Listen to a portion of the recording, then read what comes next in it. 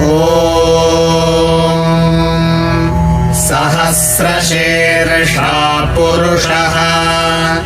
सहस्राक्षः सहस्रपात् स भूमिं विश्वतो वृत्वा अत्यतिष्ठद्दशाङ्गुलम् पुरुष एवेदगं सर्वम्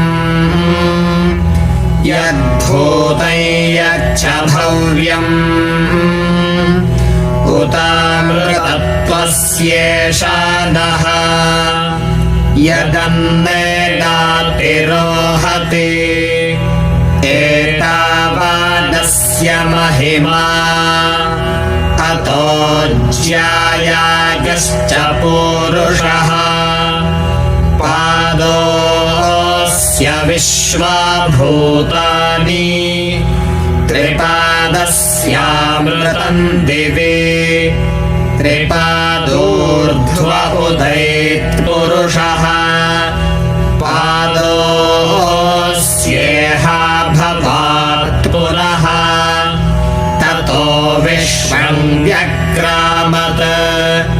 शासनानशने अभि तस्माद्विराडजायत विराजो अधिपूरुषः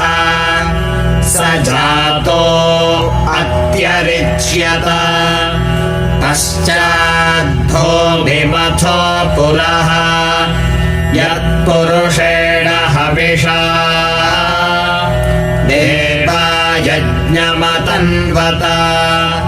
वसन्तो अस्यासीदाज्यम् ग्रीष्म इद्मः शरद्धविः सप्तास्यासन् परिधयः त्रिः सप्त समिधः कृताः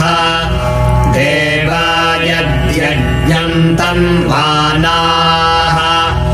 अबध्नन् पुरुषं पशुं तैयज्ञं बर्हिषि प्रोक्षन् पुरुषं जातमग्रतः तेन देवा अयजन्त